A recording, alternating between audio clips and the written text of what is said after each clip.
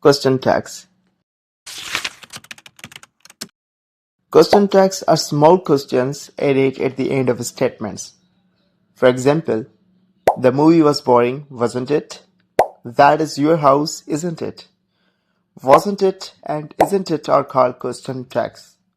Negative forms in question tags are usually contracted. And also remember, the subject of the tag is always a pronoun and never a noun. Purpose of question tags. Question tags are used to check information, to confirm something, and to ask for agreement. They usually do not introduce a new question. They simply ask the listener to agree or confirm. Question tags are used after statements, after affirmative statements, and after negative statements. They are not used after direct questions or interrogatives. The most common rule of question tags is opposite polarity. An affirmative statement tags a negative tag, and a negative statement tags an affirmative tag.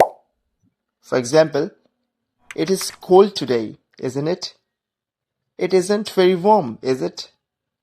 You are the manager, aren't you? You're not the manager, are you? But remember, when we say, are you the manager, aren't you? This is incorrect. If the main sentence contains an auxiliary verb or the verb be, the same auxiliary verb or the verb be is repeated in the question tag. For example, she can speak Spanish, can't she? The class is at 9, isn't it? You didn't call him, did you? They wouldn't agree, would they? While with the simple present tense, we use don't or doesn't, and with the simple past tense, we use didn't to make a question tag. For example, he lives nearby, doesn't he? You completed the task, didn't you? With all other tenses, we repeat the auxiliary verb. She's coming tomorrow, isn't she? He has finished the work, hasn't he? Use of they as pronoun in question tags.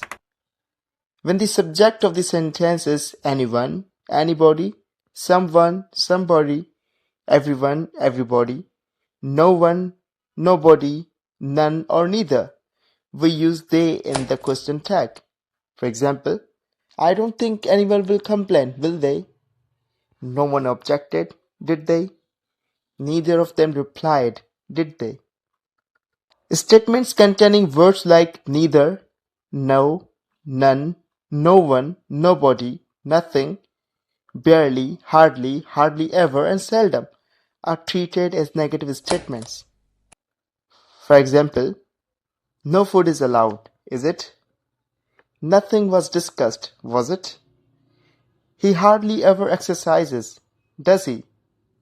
You never follow instructions, do you? There's no solution, is there? It has hardly rained this month, has it? There's little hope left, is there? Question tags are often used to make polite requests.